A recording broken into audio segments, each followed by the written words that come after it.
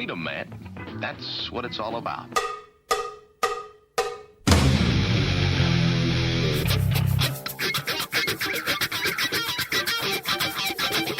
You've got to groove on freedom, like the good book says.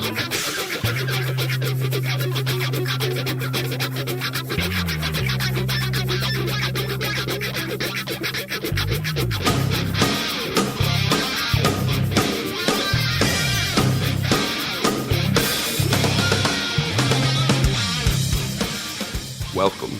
You are listening to What on Earth is Happening. This show will discuss the topics of human consciousness, mind control, natural law, the occult, and all issues that affect the freedom of the people of Earth. What on Earth is Happening will endeavor to shine light upon the darkness of our world and to offer empowering solutions to the problems we face as humanity approaches its critical moment of choice. And now, here is your host, Mark Passio.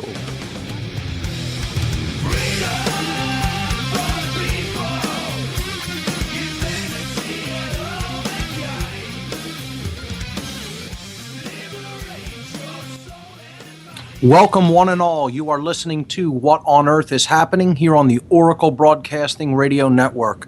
I'm your host, Mark Passio. My website, whatonearthishappening.com. The network's website, oraclebroadcasting.com. Today is Sunday, February 26th, 2012.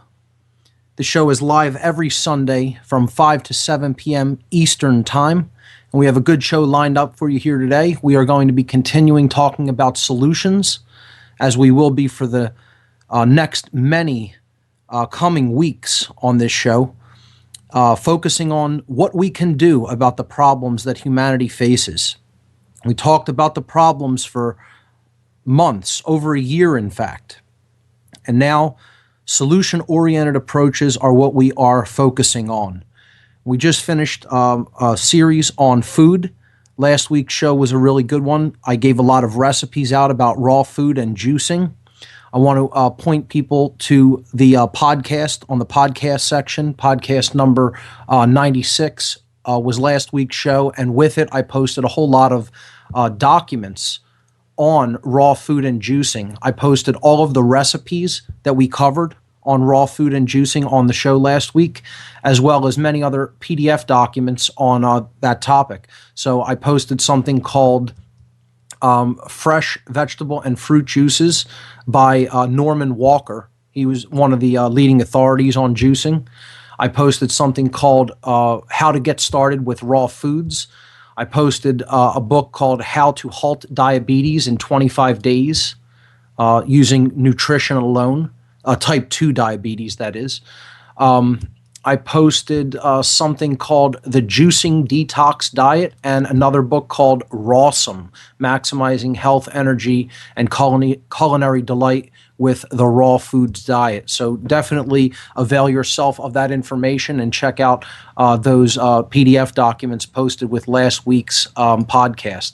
I do have one quick event announcement before we get into the topics for today, which is going to be present moment awareness and mindfulness. So we have a great show coming up today on deeper aspects of consciousness that will help lead us to a solution.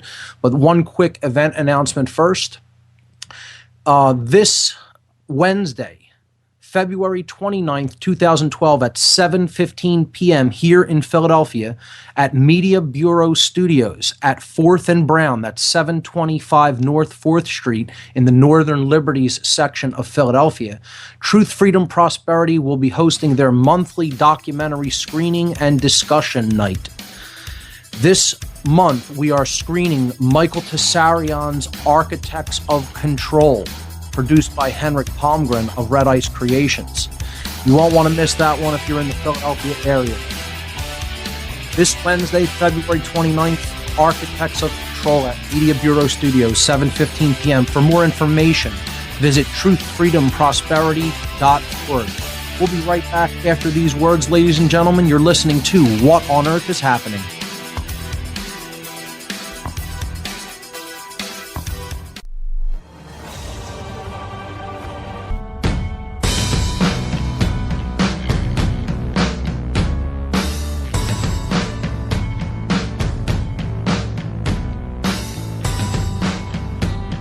Welcome back, everyone. This is What on Earth is Happening. I'm your host, Mark Passio. My website, whatonearthishappening.com. So we covered what you can do to improve your health and the quality of the physical body. This is one of the steps of initiation. Activating the physical body. One of the other steps of initiation that we've talked about in the past is living in the present moment.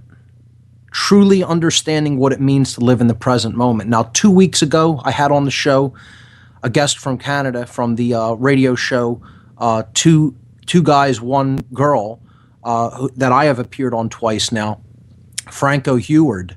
And we discussed present moment awareness. So I'm not going to reiterate everything that we talked about. I'm going to touch on it a little bit more and then combine this solution with another solution that deals a lot with brain balancing and quieting the mind, which is mindfulness and becoming the observer.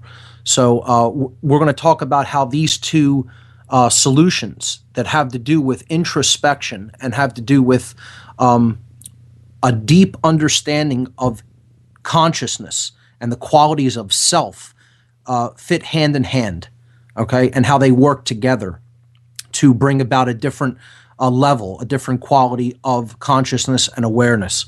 So that's coming up. But let me give the call-in number because I want to try to wrap this topic up and then take calls in the second hour. Okay, so hopefully we'll have a lot of callers to take calls in the second hour, and you could basically ask any questions up to any of the solutions that we have covered so far. You know, bring up anything you want about solutions-oriented approaches, okay?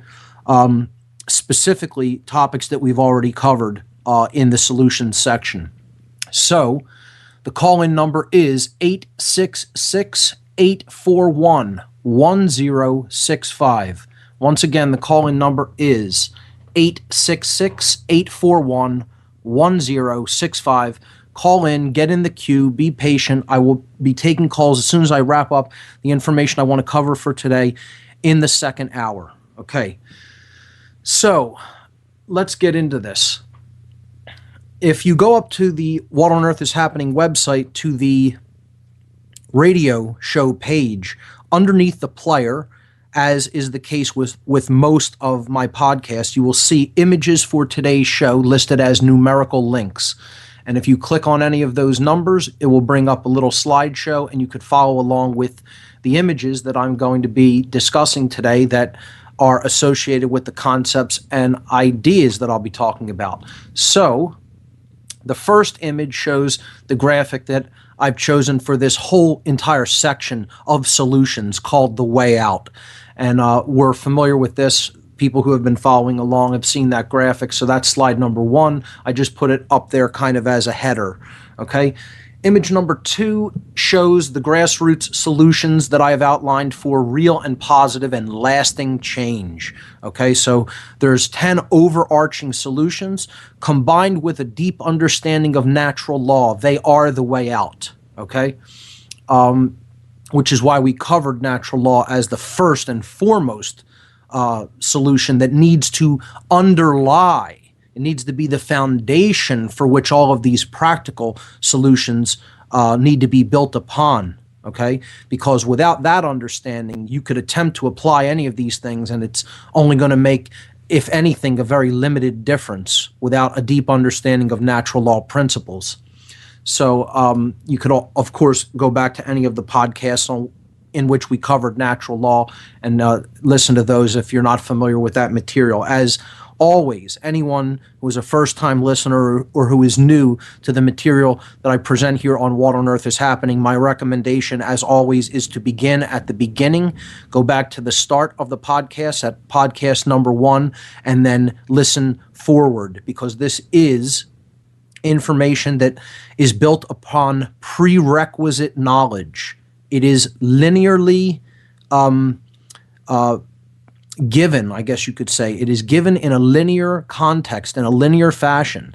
The early information is kind of the ABCs, it's the building blocks, and then as we build later on that foundation, we cover more and more complex subject matter and things that, in order to really comprehend them, you need to understand information that was covered at the very beginning. So that's my recommendation for any new listeners to this material.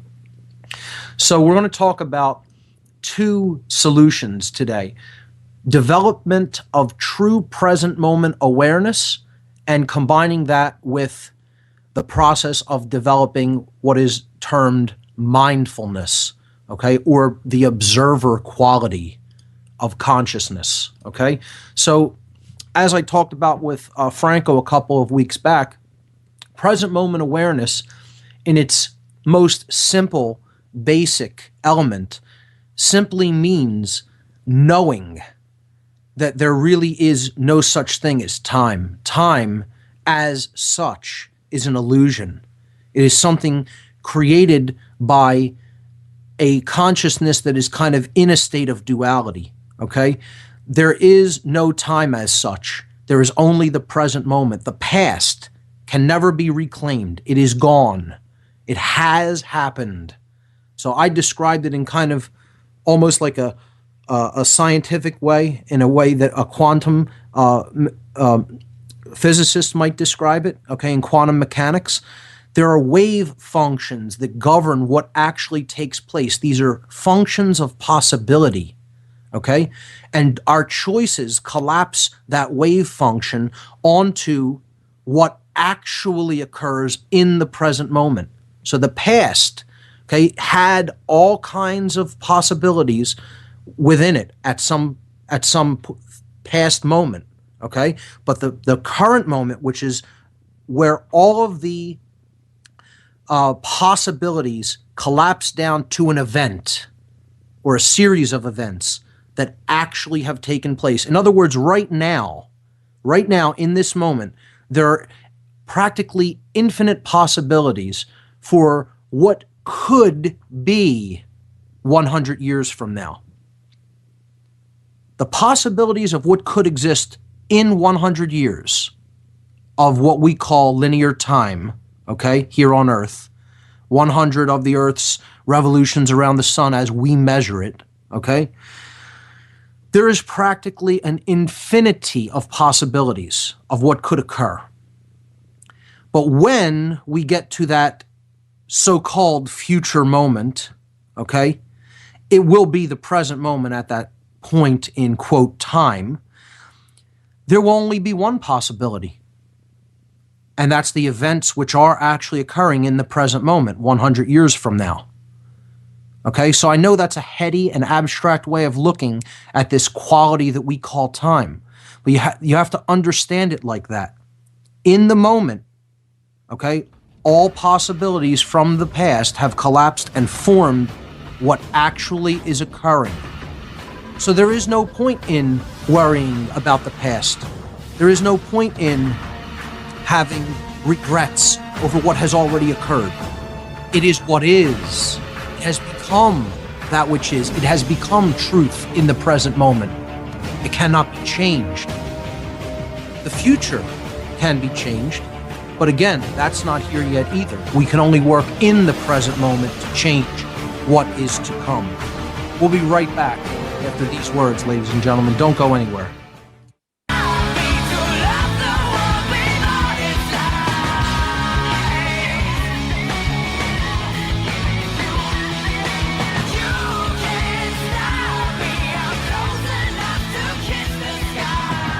Welcome back, everyone.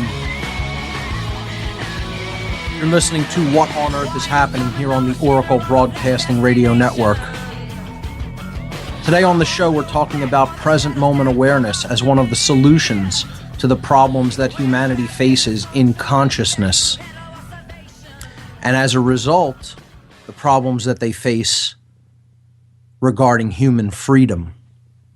So, developing true present moment awareness and true mindfulness. These are methods of freeing the mind from ego identification, freeing the mind from time-bound existence, freeing the mind from the prison of the left brain as well. Barriers to self-realization that we've talked about in the past. So now we're presenting some solutions, okay? Understanding time is an illusion. True present moment awareness. The present moment is all that exists. The past is gone. It was once filled with limited possibilities. Unlimited possibilities, okay? That through choices, those wave function possibilities were then collapsed to the eventualities that actually occur right now in the present moment. Similarly, this present moment is filled with all kinds of possibilities that we could work toward for a future moment, what you could call a future present moment, because we only ever exist in the present, in the now. Okay? So as we talked about with Franco Heward a couple of weeks back, we have to learn to live in the now, to observe ourselves in the now. And mindfulness is a huge part of that. Now, in a similar way that the past really doesn't exist because it is gone, it is that which has already occurred. The future doesn't really exist either because it's not here yet. We're moving toward it. Those wave functions of possibility are collapsing toward that moment, becoming more and more limited as we approach a moment that is nearer in the future. But essentially, until it actually occurs, we need to focus our attention on the now. That's where the magic happens. That's where you can actually make a difference. That's where you could actually create change for the better. It isn't always about having your head in the future and thinking about what is to be. It's actually thinking about what you need to do right now, right here. We mentioned the concept of the power of now, put out by that book put out by Eckhart Tolle, a great read. People should be aware of that material. And the phenomenal book Be Here Now by Ram Dass, who is a phenomenal teacher, and anyone who is not familiar with his material should definitely become familiar with it. Also, a great documentary on Ram Dass called Fierce Grace, because he had a stroke and was actually unable to continue teaching for a time. And it showed how he didn't really deal with that situation as he thought he would as an advanced spiritual being. Because, again, no one is perfect.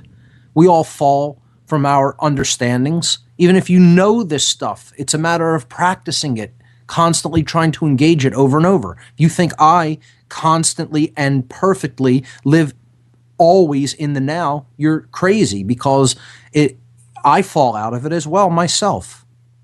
No one is perfect when it comes to this. It's a matter of practicing it and doing it and trying to make it habitual.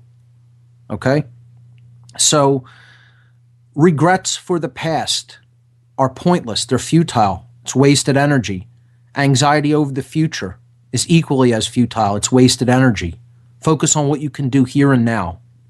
That's what true present moment awareness is all about. And this is kind of visually demonstrated in slide number 4 on the images on the website. This is a depiction from a Gnostic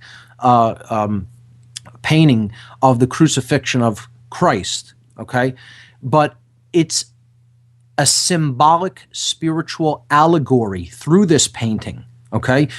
The awakened Christ consciousness, who is depicted in the center, okay, is the present moment. He is the gift of the Creator in the form of, quote, the Son of God, okay? And that's where all enlightenment rests, in the present moment, in the now, okay? You see, he is, of course, depicted crucified side by side with the two thieves in the biblical story of the crucifixion, okay?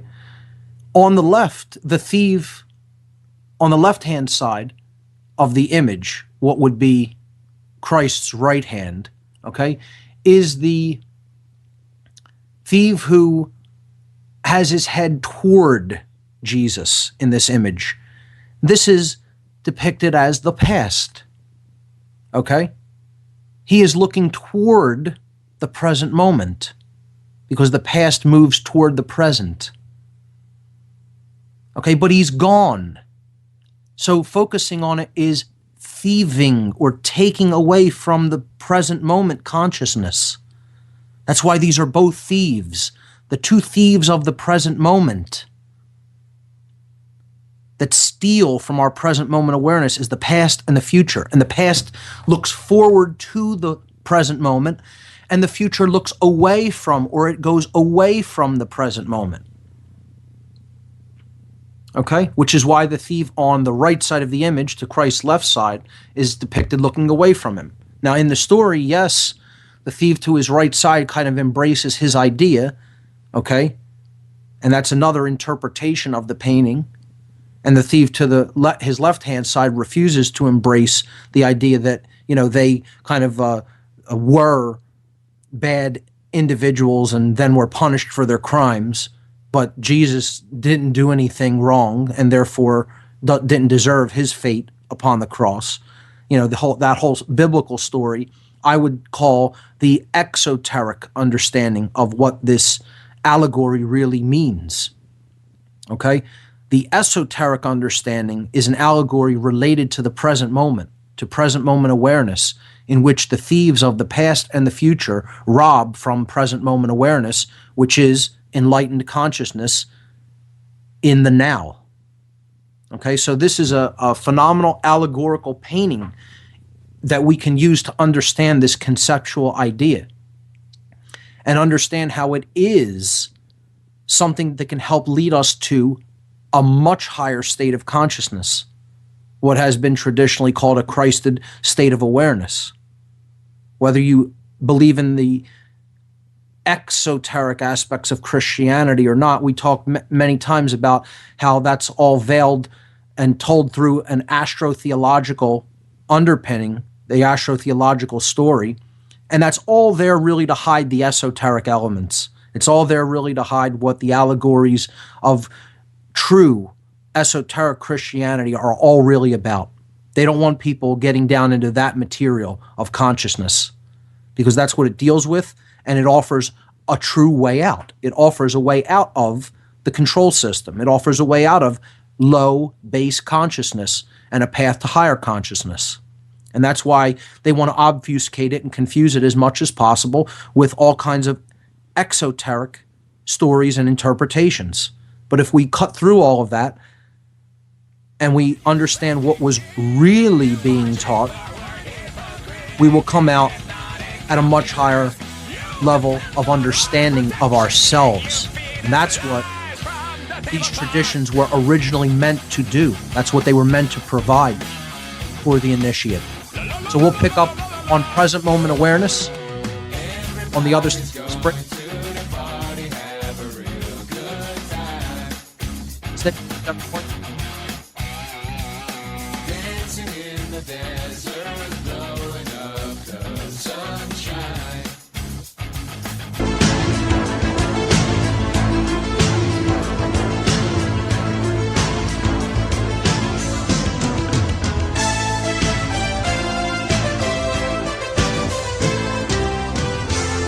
Welcome back, everyone. You're listening to What on Earth is Happening. I'm your host, Mark Passio.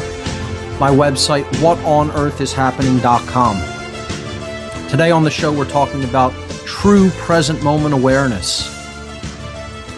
How to step into that power of the present moment. How to let go of regrets for the past and anxiety about the future and what the future may bring. We looked at an esoteric allegorical interpretation of present moment awareness in the last segment. And what I want to talk about in this segment is what present moment awareness most certainly is not, and how some people with a limited understanding of this topic will try to twist and distort what present moment awareness actually is and sell people something that is definitely the opposite of what present moment awareness is all about. And that is tunnel vision. Okay? Present moment awareness is not tunnel vision, as I've depicted here on slide number 5, if you're following along with the images. It's not obsessing over the minutia or the tiny, minuscule details of the physical reality all around you, okay? Or even the tiny obsessive minutia of, what may be happening in internal processes. Now, I'm not saying don't try to know yourself as best you can. I'm not saying don't know your situation as best you can, because that is what present moment awareness is all about. But when we lose sight of the forest for the trees, that's when we're getting into trouble and we get into muddy waters, okay? We need to understand that present moment awareness isn't like trying to memorize every detail about what's going on in a room so that you can remember it, 5 weeks from now, okay? It isn't obsessing on every single detail of your physical surroundings, and try to remember what color shoelaces somebody happened to be wearing 3 months ago. That's not what it's about, okay? That's tunnel vision, that's obsessiveness, that's compulsion. It's not being truly in the present as far as awareness is concerned.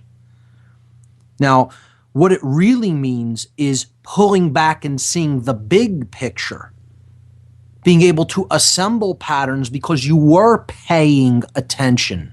You were giving the currency of creation forward, paying it forward, and receiving an important result in return for the attention that you paid. Okay? And that is true understanding.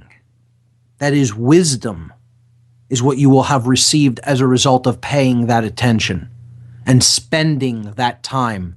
See, spiritual currencies. We're going to talk about currency connected with this concept of present moment awareness. That's something Franco and I really didn't touch upon too much, and I'm going to open that side of it up, and you're going to see how a lot of green language works its way into this concept. So we're going to talk about, this is actually a prelude of a topic that's coming up on this show in the next couple of weeks, the next many weeks probably, and that's money and getting out of monetary attachment. Next week, I'm going to have Kevin Tilsner of the podcast Caution Tinfoil Hat Area, a show that I have actually appeared on in the past. We're going to talk about this fake monetary system and how to start to get out of it. I'm also probably going to be bringing on Mike Randazzo, who is another activist in the Philadelphia area. Hopefully he'll be able to come on with Kevin next week. Many people will know Kevin as Kevin Tinfoil through Facebook or through his podcast. And in the next couple of weeks, I hope to be getting in touch with Michael Kelly, who called in a few shows back and said that he was interested in coming on this topic as well, detachment from the monetary system. Michael was one of the speakers at the Free Your Mind conference. He gave a phenomenal presentation on neuro-linguistic programming and hypnosis, the differences between them, what they can be used to do or not do. And Michael is an old friend of mine, and he is one of the people that really helped wake me up. This gentleman was awake long before I was and put out information in a very open way and has very deep knowledge about a lot of the events going on in our world, and was directly instrumental in helping me to come out of my trance state and my poisoned worldview. So I hope to secure him as a guest. Nothing is confirmed. I have to get in touch with him. He did contact me. I'm going to contact him this week and try to secure him for coming on in the next couple of weeks, hopefully. So monetary detachment, an important topic that's coming up on future editions of What on Earth is Happening, starting next week. But to go back to this concept of present moment awareness not being tunnel vision, what it really is instead of obsessively focusing on minutia, it's pulling back and seeing the big picture, seeing the larger pattern at work, such that we can increase our understanding of that pattern and then have knowledge, direct firsthand knowledge on what we really can do about that situation. That's what present moment awareness is, okay? It is understanding how systems work together. Now, people would think, oh, one has nothing to do with the other. They are directly connected. if we are truly in the moment, if we are truly in the now, we're going to be receptive to understanding wider patterns that are taking place. And specifically, we're going to get in tune with understanding patterns of behavior, which is what this is all about, changing patterns of behavior. Okay? So we need to pull back and see the big picture, as I have depicted in image number 6. This is the global situation, the thing that makes us all similar, that unites us all. Okay? We're all in the same situation together. Ladies and gentlemen, we're all on a huge spinning rock floating through space, in case you haven't figured that out. Okay? That in itself is so utterly amazing, okay, that it's so mind-blowing. That is our actual present moment situation. And this is the only planet we know and call home. And, we're basically warring with each other here, violating each other's natural law rights, constantly engaging in transgressions against natural law and other people's inherent natural law rights, polluting and degrading the living planet upon which we rely for life, and focusing on things like celebrity and football and all kinds of other trivialities and distractions, as opposed to really truly engaging our consciousness in the present moment to understand what our present situation is globally and how we're all connected and we're all one. And as one individual suffers or experiences injustice, so do all individuals, because there is no separation at a fundamental level of consciousness. Okay? So that big picture, that global picture, is what we need to try to take in. And as we do that, we're going to be able to see the solutions more readily, and we're going to be able to apply them more readily in our lives. That's what the development of wisdom is all about. So as our awareness pulls back even more and becomes greater and greater, I would say, I've put these next 2 images in here just to give people an idea. We need to get to global awareness first and the understanding of what situation humanity is truly in. That's the first step. But, once it goes past even that, we need to pull back and understand galactic awareness, galactic consciousness, the local neighborhood, in other words, of the other star systems around us. And, as consciousness expands even beyond that point, we'll be able to take in cosmic consciousness, depicted in slide number 8. And again, these are just images of, the constructs that are in our universe, planets, galaxies, and, planets, stars that form galaxies, and then galaxies in huge clusters, as depicted here in the this is the Hubble Ultra Deep Field image taken by the Hubble Space Telescope that was pointed in between the stars of our galaxy, so it could look out past the Milky Way galaxy just to see what was out there. And it depicted, this is the image the Hubble brought back, which was called the Hubble Ultra Deep Field, depicted on slide number 8. There's probably over 10,000 galaxies just in this little tiny, tiny speck of the sky. I mean, this is like, less than an arc second of sky or something like that. It's amazing how small the area of sky that this was pointed at was, and in between the visible stars of our galaxy, and this is what's out there. It's limitless.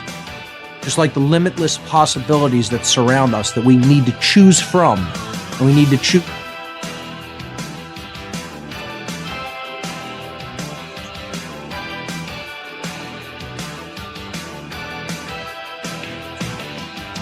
Frozen in silence, Hey. facing it alone.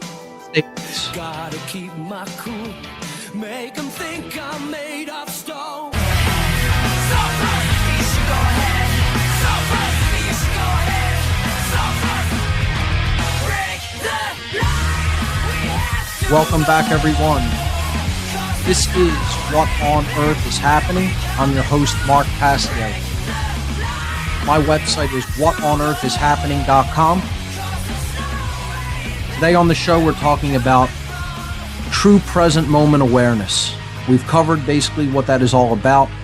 I talked about it fairly extensively with Franco Heward a couple of weeks ago. It was a great interview. If you haven't heard it, check it out in the podcast archive on my site. I want to talk about how this concept of linear time is connected with money in our psyches.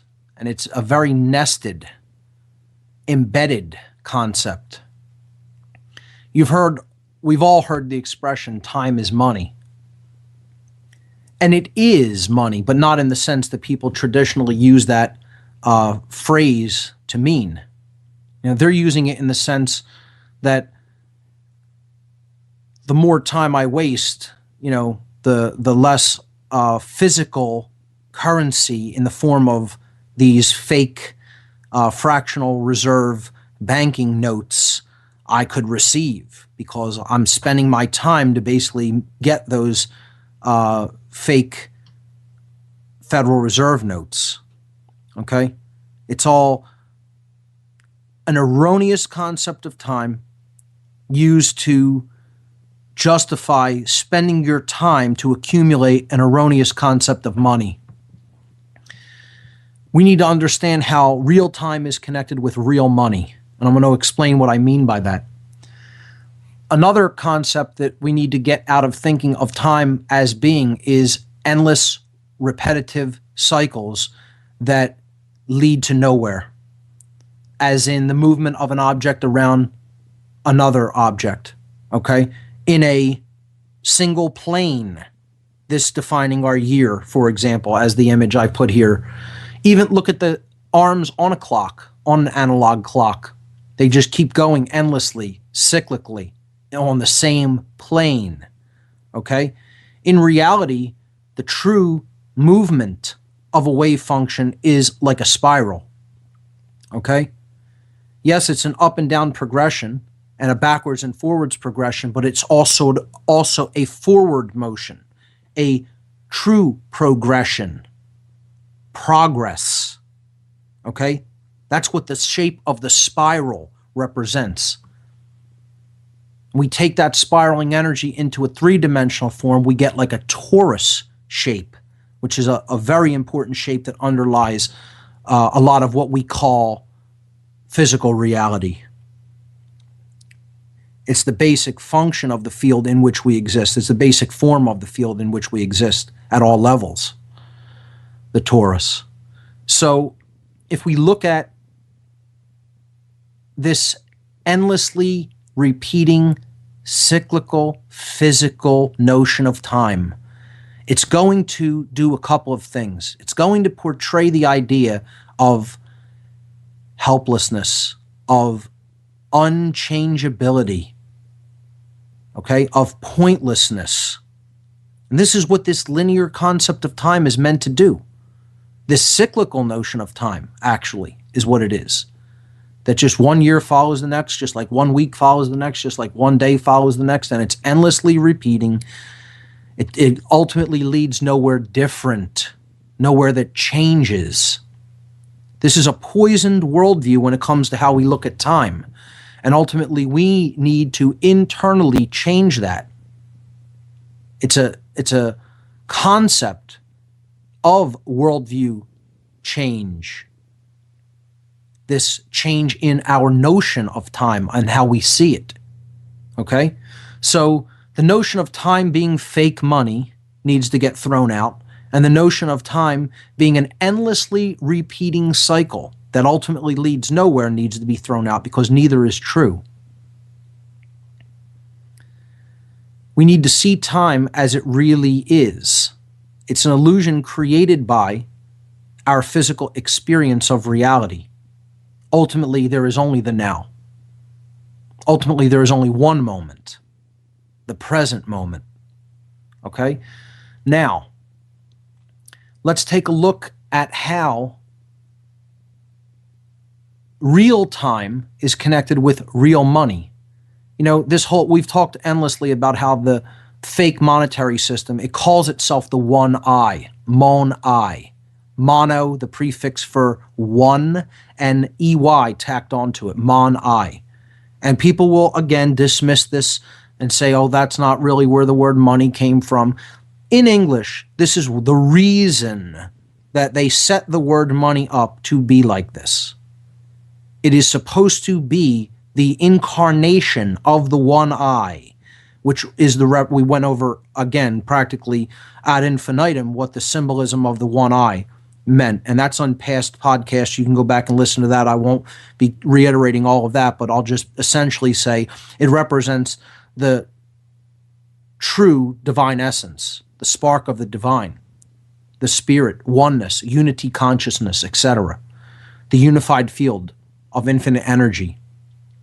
If you want to call it God, go right ahead. Many people are uncomfortable with that term. I have no problem with it, as I've said many times.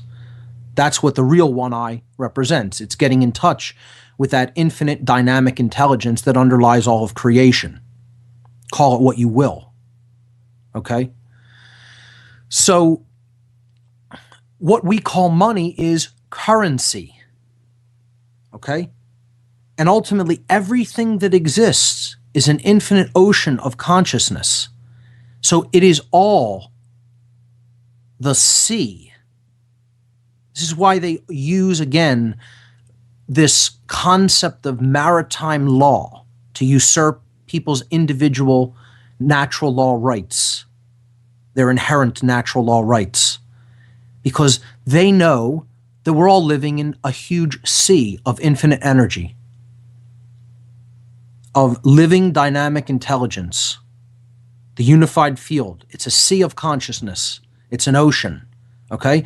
And now this word sea, as we follow this green language progression from money being related with time, okay? Because time is a spiritual currency. It's a form of money in the true sense of the word money. We use time in a certain way, we will have an activated one I. We will have an activated consciousness, spark of the divine.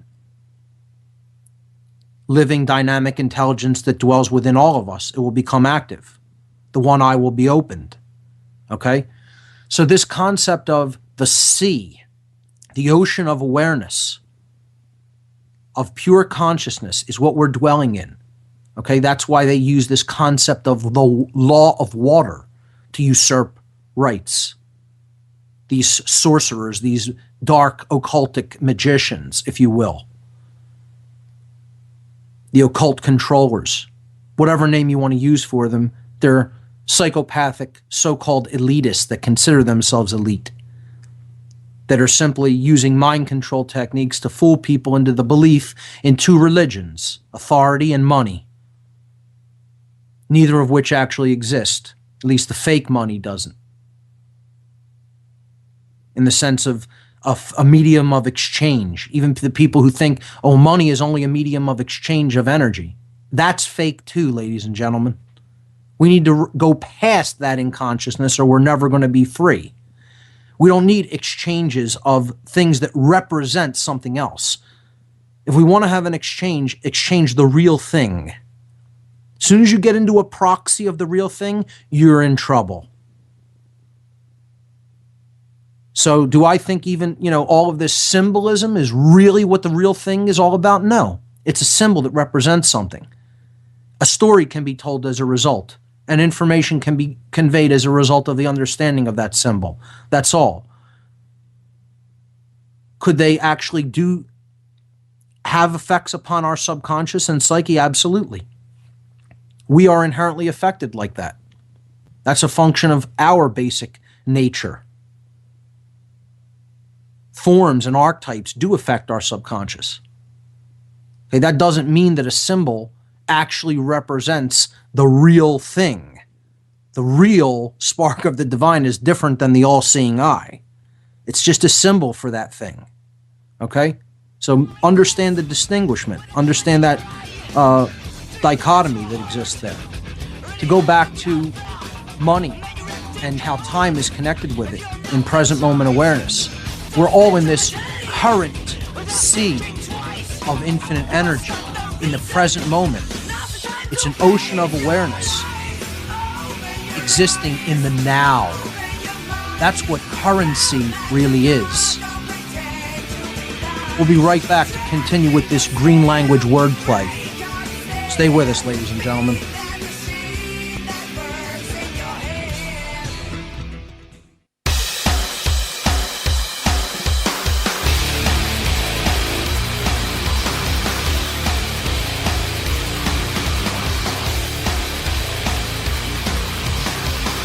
Welcome back, everyone. This is What on Earth is Happening. I'm your host, Mark Passio. My website is whatonearthishappening.com. Today on the show, we're talking about present moment awareness and mindfulness. And we're going to be getting to your calls in a few moments. I'm going to wrap up this green language allegory, hopefully in this segment. And then we're going to get to mindfulness in the next segment after that. And then I'm going to try to get to your calls. We have a couple of callers on the line already. I'll give the call-in number again. It's 866-841-1065. Call in, get in the queue, and we'll be taking calls coming up this hour.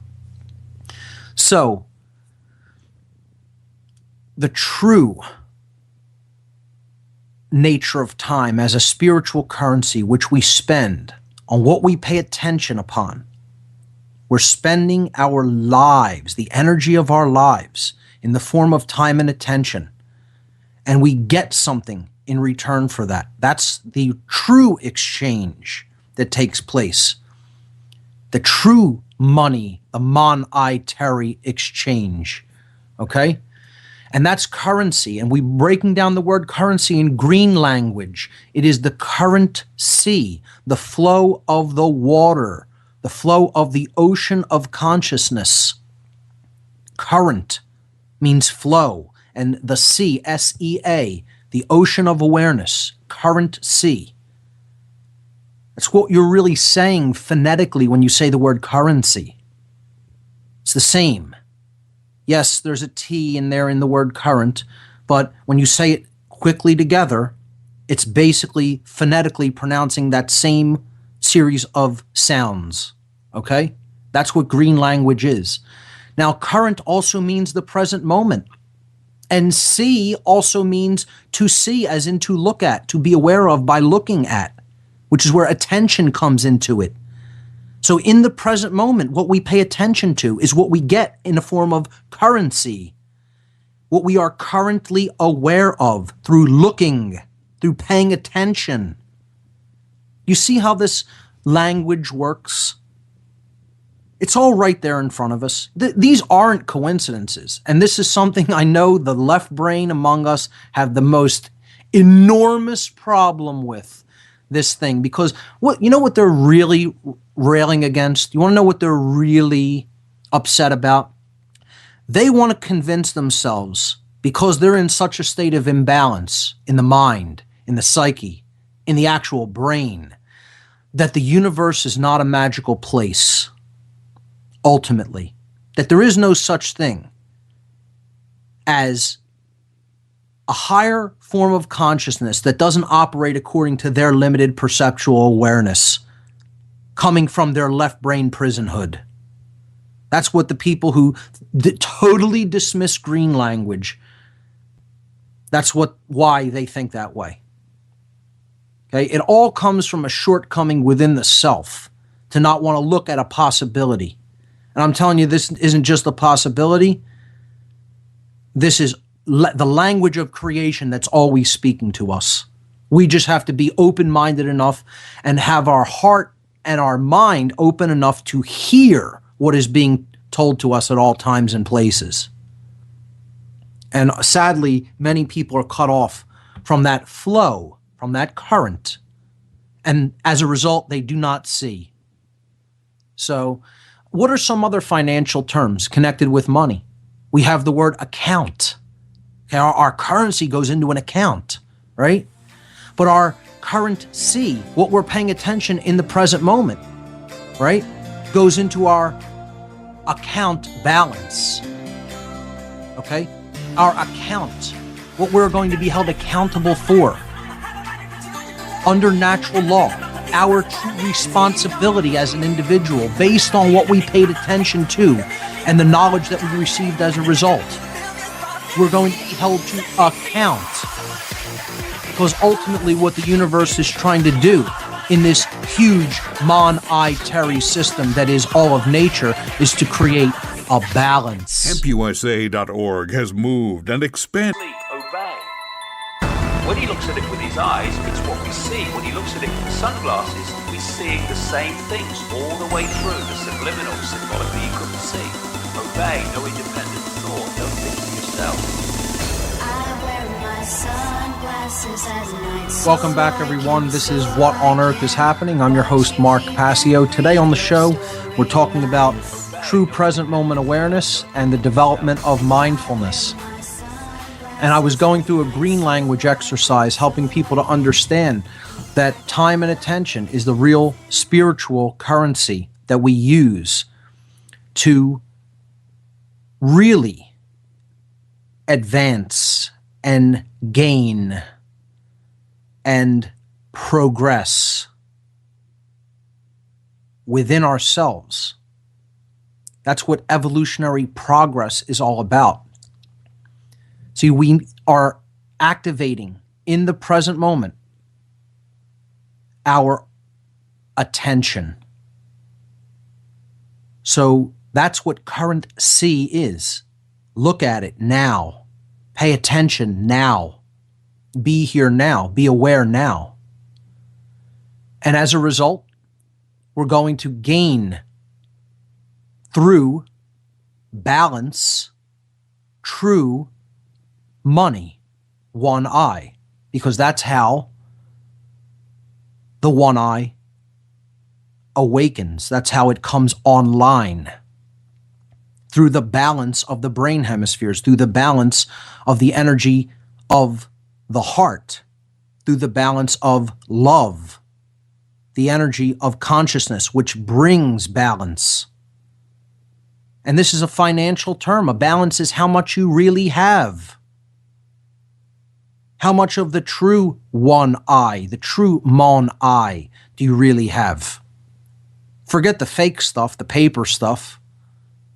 Isn't worth the paper it's printed on. I'm talking about the internal money, the spark of the divine. How much of that do we have within us? Well, that's directly related with our income, what we take into ourselves, what comes in.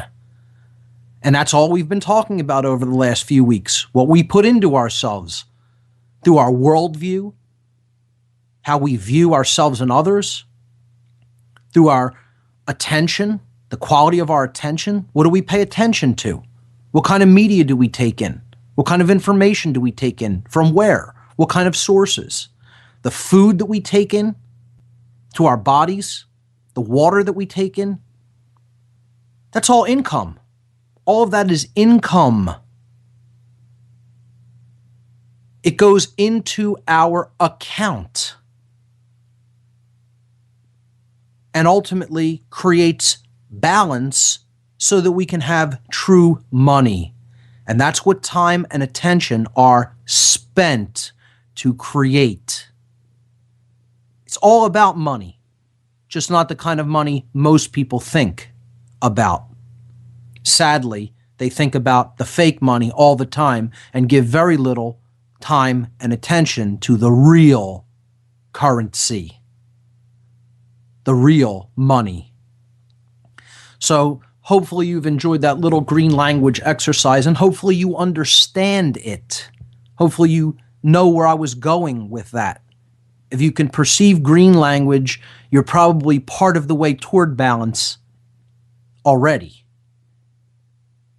If you can't, or if you snicker about that, or if you dismiss it completely, you're probably in the prison of the left brain and likely to remain there unless you engage in the topic I'm going to talk about now, which is mindfulness. For those who are really super trapped in that left brain modality and are so obsessed with this world is all there is worldview, can't really grasp any higher spiritual understandings and are only concerned with the physical, the financial, the political aspects of this world and this life. Well, that's definitely signs. Those are definitely signs of left-brained prisonhood. Okay? And those who dismiss the occult in general, dismiss that there are correspondences that these individuals are using that relate to this type of language and these types of symbols. And it doesn't, as I've said many times, it doesn't matter whether any individual in particular believes in any of it. Things that you don't believe in can affect you. Believe it or not, your belief is not required for something to affect you in your life. You're not the arbiter of truth, meaning you're not the arbiter of what has any effect in this reality. That's not really up to you. You can determine how you handle it. You can determine how aware you are of it, but you're not really the determiner or the arbiter of what has effect here. Okay? You're not the creator of natural law. You're not the creator of the universe, in case you haven't figured that out. But many people think, oh, if I don't believe in something, it doesn't affect me. We've gone over this many times. Somebody acting on a belief system can affect you, whether you believe in their beliefs or not. So it's a matter of knowing how many individuals who do wield power and influence in this world because of what they've gotten people to believe and accept as true, as real, oftentimes which have absolutely nothing to do with reality or truth. And therefore, what they are, the actions that they're putting forward based on what they believe. A fundamentalist in any given religion is acting on their beliefs. So their belief systems, since it's driving their behavior, is creating an effect in the world because their behavior has an effect on other people in the world. It's a very simple and logical thing to perceive. Why anybody would even put forward the notion that, well, I don't believe in that stuff, so it doesn't affect me, is utter insanity. It's nonsense. For anybody to think like that, in all honesty, they're a very immature child in a psychological development. Because it's a very clear and logical thing to see that your belief is not required for someone else's belief system to affect you in life, as long as they're willing to act on their beliefs. Okay? So with that having been said, let's look at mindfulness. Because this is becoming the observer, watching your actions, stepping back from the role that is being played by you in the physical domain,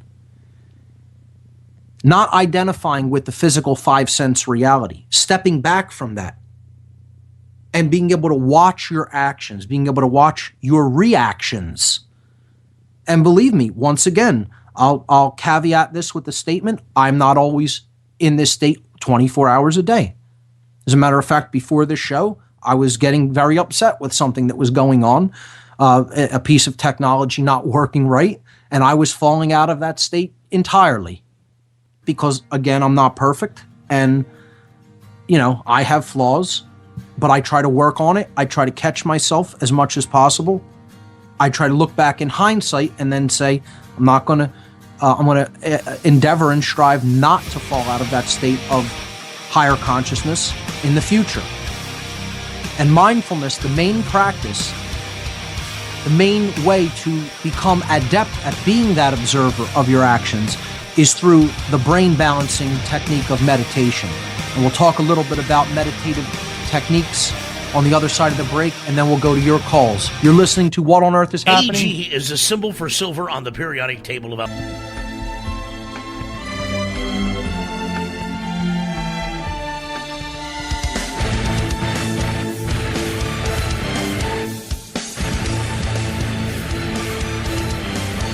We're back, everyone. I'm going to try to wrap up the concept of mindfulness in this segment and get to your calls. So let's jump right back into it. Mindfulness really can seem like a paradoxical term as well. And I've hyphened it mindfulness, the state of being full with the mind. Okay? That's what this really means. It means becoming filled with the true mind, capital M. Okay? We could look at that as the soul, the development of the qualities of the soul. And this is done through, again, paradoxically, it would seem, emptying the mind. But we're not emptying the higher case M mind, the true mind. We're emptying the lowercase m mind, the ego mind. Okay? We're trying to purify the lower case m mind, the small me. We're trying to get that into a state of connectedness with the all mind. That's the difference between these two forms of the word mind. Mind with a capital M, mind with a lowercase m. We can say the same word and it could represent an entirely different concept based on the context we're using it in.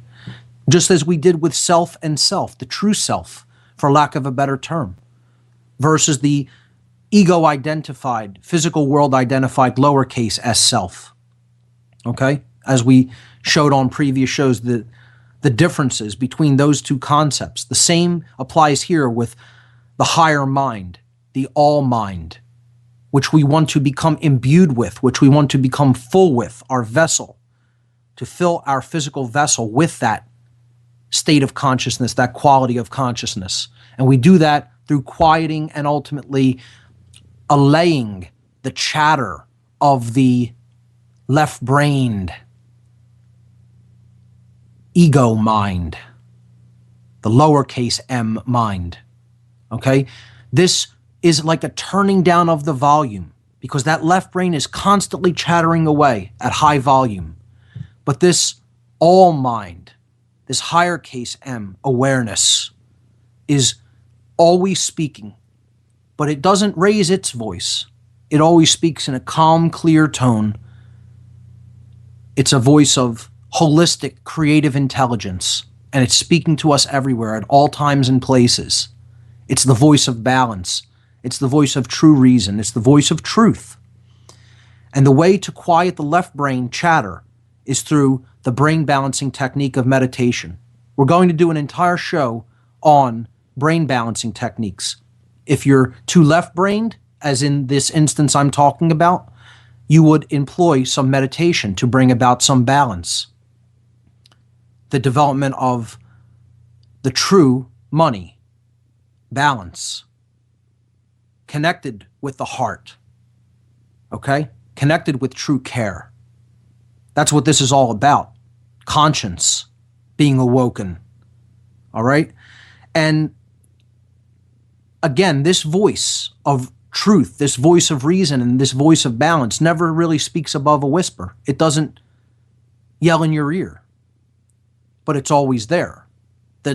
Our job is to turn our volume knob down, as I depict here on the last image on the slideshow, so that we can connect with that voice of balance and that voice of truth.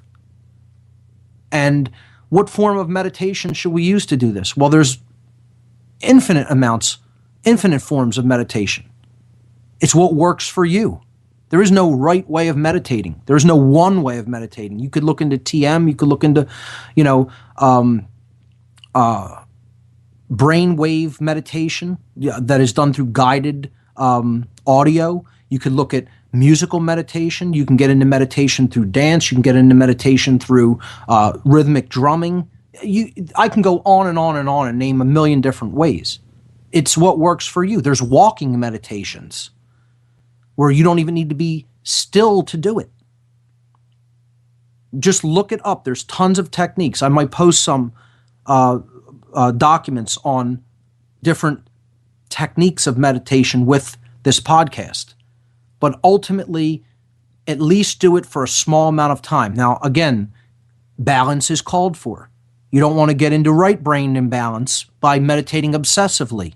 As we've talked about in the past on this show, yes, you can do that. You can create more right brain imbalance, which is a different type of problem, by meditating too much. A form of balance has to be struck. And you'll know that you're in that state of balance when your behaviors start to show improvement in the quality of your life. Your life will improve. You won't have the kinds of same self-inflicted problems that you had in a state of left brain imbalance or right brain imbalance, whatever the case may be. At a future show, we're going to talk about right brain imbalance as well and how we can correct that with concentration techniques. And we'll talk about techniques to balance the brain toward the left side if you're extremely right-brained, in a state of right brain imbalance. And then we'll talk about contemplation on a future show, which is a technique used to maintain balance once it is already there. Contemplation, the lost modality of human thought. So mindfulness ultimately is there to help us to turn down the chatter of the left brain so we can hear the voice of balance, that voice of holistic creative intelligence that is always speaking to us. And that's done through a meditative technique that works for you. That's the key thing to keep in mind. When you can engage this and start to quiet that chatter within you, you will start to go into what's generally referred to as pure consciousness. And you will then become the observer of your experience, the observer of your action, and you will be able to step back from identification with the physical domain. Not to say it's not important to engage in action in the physical domain, but you will, in other words, help yourself to be in the state of consciousness such that you are in the world but not of it. And that's the goal of mindfulness, or the observer, in other words. So I'm going to leave that there and let's go to the phones, okay? Because we have a lot of callers on the line and I want to take your calls in up till the end of the show. So here we go. Caller from the 267 area code, you're live on What on Earth is Happening. Welcome. Hi, Mark. It's Kevin. Can you hear me okay? Hey, Kevin. How are you? Great to hear from you. Good. Ladies and gentlemen, I'm going to have again. Kevin here on the show next week. We're going to get into methods of detachment from the monetary system and to promote sustainable living. So, Kevin, welcome. Thank you. Yeah, I'm very much looking forward to that show, actually. It was nice that you came on my podcast and left a really great set of information there. And I'm looking forward to doing the same for you next week. Great. But what I specifically wanted to mention is about a decade ago or so, when I was first hanging out with my wife and we had first met, she had introduced me to a couple friends of hers. And the point of this is that one of the friends had told me about a dream of hers that was very... I don't know, just something that really stuck close to my heart, and it really meant something to me. Not only that she shared it with me, but the content of it. And essentially, in the dream is that she had said that she'd never really had very many dreams in her life that were full on color, and this was very much in full lucid color. And the people in the dream, the normal people in the dream, and so on and so forth, they all were people who used to be wealthy in a monetary form, in that actual physical currency of paper money. And then there was a whole group of other people who were learning something new, where they were sharing this energy between themselves, and that energy became the true wealth. Wow. And all of the other people in the dream wound up becoming less wealthy, and the people who could exchange Kevin, we're coming up became the truly wealthy people. Kevin, we're coming up to break. Hold it right there. That's extremely interesting. I want to pick that thought up on the other side. Stay with us. Looking for great talk radio? I was born, a shotgun in my hands, behind the gun, I'll make my final stand. Welcome back, everyone. You're listening to What on Earth is Happening here on Oracle Broadcasting.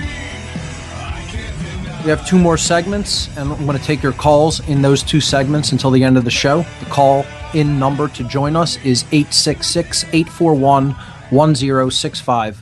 Let's go back to Kevin in Philadelphia. Kevin, you were telling us a story about a dream and there was a different form of energy exchange taking place from people who had once been, I guess you could say, well-to-do or quite wealthy, but now they were learning how to engage in a different form of energy exchange.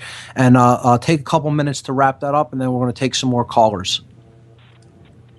Actually, it was almost kind of sad for the currently wealthy people of like cash monetary wealthy, because those people all essentially became the poor. Interesting. In this future dream of hers. And all of the people that are currently poor learned this way of exchange energy and information with each other in such fashion that, like, literally, like the way she described it, like there was just this energy exchange that went in between the two people, and it was very like bright and colorful and so on and so forth. But this is, again, the mind's allegory.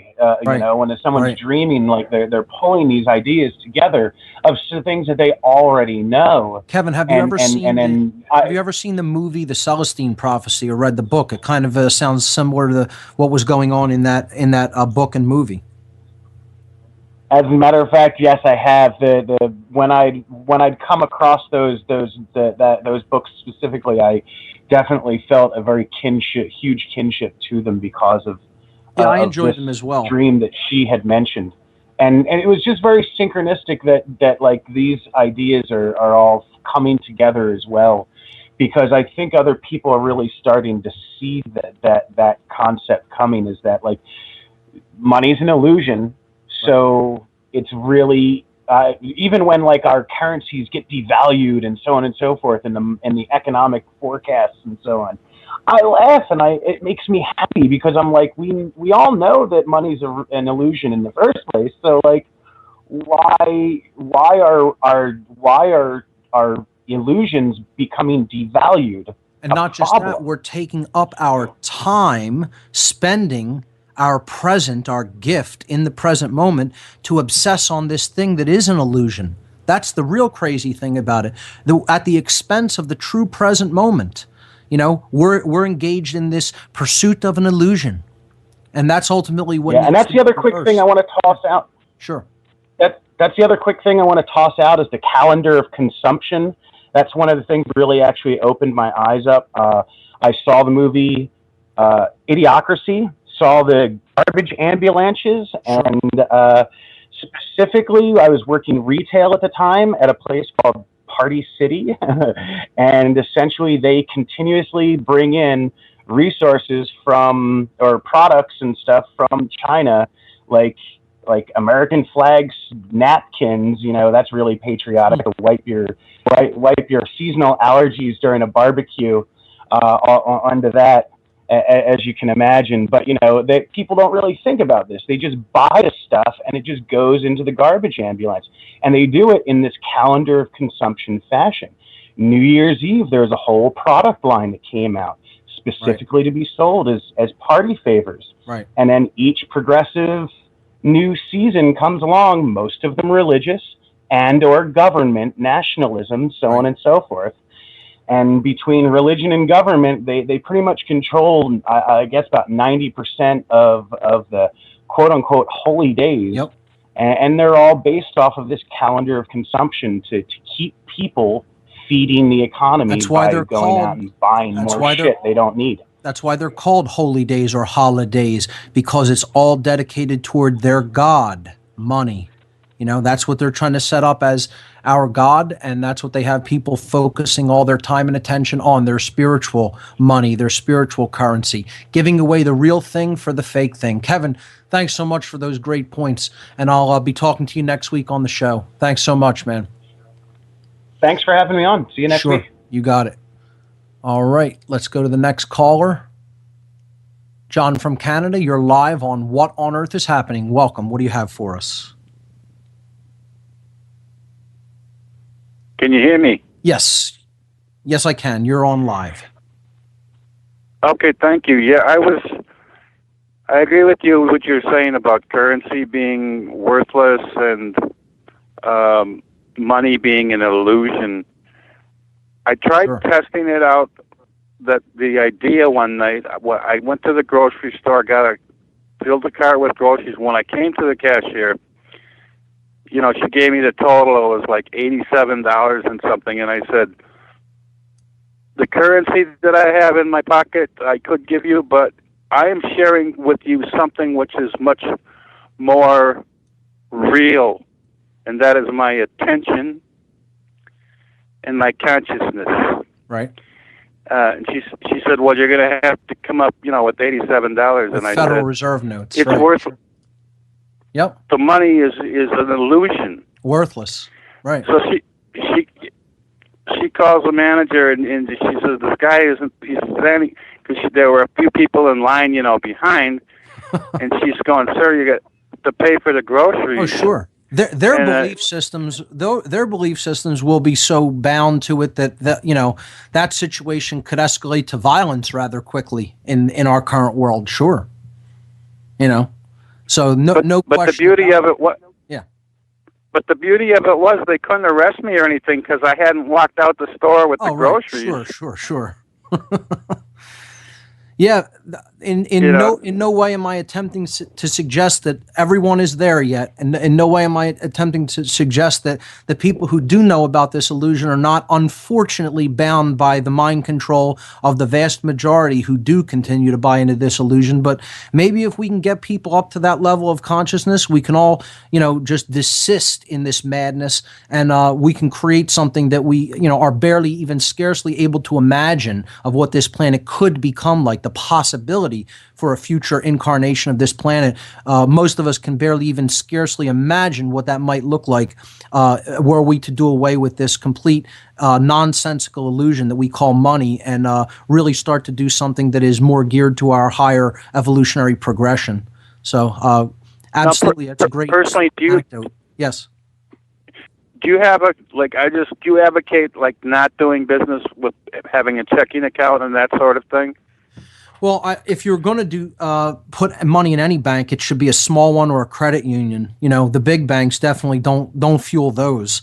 But my whole detachment from the monetary system comes in the form of I will not work where any type of three-way middleman is employed in what I do. I give my labor for the exchange of what I agree that the person's going to give me in return for that labor. That's a mutual exchange, and I only work as a sovereign being. I'm not a corporation. I don't use any kind of identification numbers. I don't have a social security number to give to anyone. So I don't sign any legal. What kind of work are you able to do? What kind of work are you able to do on that basis? I'm curious. I do essentially to secure these fake reserve notes so that, I can have, the limited amount of money that I do to do the things I need to do on a daily basis. I do some computer repair work and computer tutoring work, and that's it. And it's a one-on-one exchange with people who directly ask for those services, and I provide them, and that's it. There's no middleman. But you don't accept. But you do accept money for the services or no? In some instances, yes, and I could also maybe barter for them if the person has something that I'm interested in bartering for. So sometimes it's an exchange of something that's not, quote, monetary, and sometimes it is. But do you own a home or you rent? I own a home. Yeah. And do you make mortgage payments or you own it outright or? Unfortunately, yes. Yep. So it's and my situation is in many ways, as far as the financial situation is concerned in the world, isn't different than most other people, except I've taken a rather extreme approach that, I'm not going to help fund murder. I'm not going to give of what I happen to earn on a daily basis to fund murder and pillaging throughout the world. I just won't do it. And because I know who those individuals are who are doing it, because I worked with them in my past, and I know that they're also pedophiles and child killers. So nothing. But they have the bank account. You need your Social Security. You have to give them your Social Security number, right? No, I don't engage in anything like that. I work for cash only. If somebody gives me money. No, but to make your mortgage payments, you're using a checking account, right?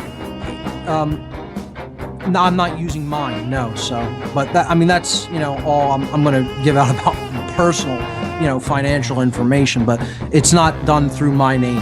So that's how I handle that.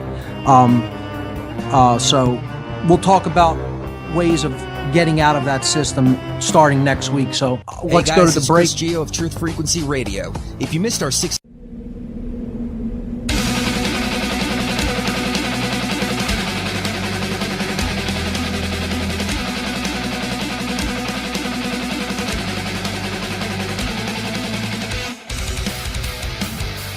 Welcome back, everyone. This is the last segment of this edition of What on Earth is Happening. I'm going to wrap up my response to John from Canada's question regarding how I personally detach from the monetary system, and then I'm going to take some other calls. And the callers who are on the line, please be as brief as possible. Get your comment or question out there so I can get a response out to it, because we have limited time and there's many people hanging on the line still. So I detach from the monetary system to the extent that is within my capability to do so by not participating in the taxation system and by working as a sovereign individual only. That's how I do it. I don't put my money in banks, but when I do go to the grocery store, yeah, I have to bring those worthless Federal Reserve notes and pay for the groceries with those worthless, meaningless FRNs also, just like everybody else does, because I'm bound by other people's belief systems just as much as anybody else. As long as people continue to believe in that, and that's one of the main ways that we can get the foods that we need to sustain ourselves, unless we can ramp up production to get all of the food that we need by growing it on our own land. I happen to live in a city like most of the other population of this country, and I don't live on farmland where I can grow all of my own organic food. So when I go to the grocery store, yeah, I pay with the fake form of money as well.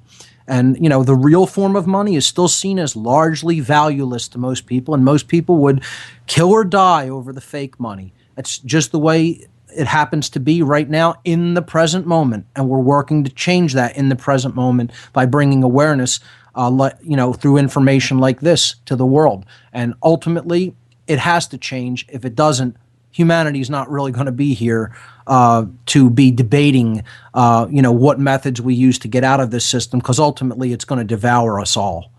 And I'll leave that there, and let's go to the next caller. Caller from the 607 area code. You're live on What on Earth is Happening. Welcome. Hey, Mark, how's it going? Hey, welcome to the show. Hey, first-time caller. I wanted to ask your opinion on the Higgs boson and whether or not we're living in a universe that's in a black hole. Yeah, I think the idea of the Higgs boson being the God particle is kind of ridiculous. The idea that there is no further possibility of division is as insane as there is an end boundary to the universe itself. The universe is infinite in both directions. It's infinite in the very large. There is no edge or boundary to it, and it's infinite in the very small. You can keep dividing it to infinity. And people have a hard time. Science has a hard time with that because it's pure left brain. It can't incorporate that idea of infinity that comes from the holistic intelligence of the balance between the brain hemispheres. So the Higgs boson is not the, quote, God particle. There is no such thing as the God particle, because there is no such thing ultimately as a particle. It's all just vibrating energy in this sea of awareness that's called consciousness, ultimately. And that's infinite in its boundaries. It's infinite. There is no boundary. It's infinite in its expansiveness, I should say. And it's infinite in its ability to be divided into smaller and smaller parts. So, they're trying to build larger and larger super colliders to find smaller and smaller particles. It's madness. Absolutely. I wanted to hear your opinion on UFOs maybe next week. I know you wanted to talk about that some more. Well, I'm going to do whole shows on that after we complete our solutions section. In the many weeks to come, I can't wait. And then I'm going to get into some other esoteric topics that I've held my tongue on for a long time. Okay, so we will get. I can't wait to hear those ones. We will get into those topics, but it will be many, many weeks from now, probably several months from now. Okay, but we will get into them on future shows. So thanks so much for the call. Let's go to the next caller. Caller from the 303 area code, you're live on What on Earth is Happening. Welcome. Hey, Mark Passio, Kevin from Colorado. How are you? Hey, welcome to the show. I'm doing well. Good. I just wanted to chime in on the present moment awareness and meditation. Absolutely. One of the things I've been doing is Bikram's hot yoga. Have you heard of that? I have not. Check it out. It's an hour and a half in a 105-degree room, 50-degree humidity, and one of the best yogas I've ever done. Interesting. I would guess that gets the body purified by sweating those toxins out through the skin. Absolutely. And the people who do it, they say, I mean, there's people in the class that are 60 years old, they look like they're 30. Interesting. That's pretty cool. Unbelievable. Yeah, so check that out. See if there's a Bikram yoga where you live, and go check out the class, see if you like it. Great. And thanks for advice on juicing. I recently bought a juicer, and I've been juicing up, and I can totally feel the difference. The energy in that organic juice is absolutely. I was drinking a nice big glass of it during the entire show today, as I do many times. So that's fantastic news. Yeah. It's great that you took that advice and you're putting it into practice. That's what it's all about. Yeah, and I just want to thank you for the warehouse of knowledge that your podcast has given me. I'm a guy who's gone through just about every episode from the beginning, and what a life changer. Very good stuff. Well, I appreciate that very much. So, you have anything? Well, you have a good day, and keep up the great work. Thanks so much, my friend. You take care. I will. Thank you. Bye-bye. All right, here we go. Caller from the 412 area code, you're live on What on Earth is Happening. Welcome to the show. Hello. It's Bob from Pittsburgh. Hi. I'd like to ask you, are you talking about your straw man? Whenever you're saying that you got rid of all your identity?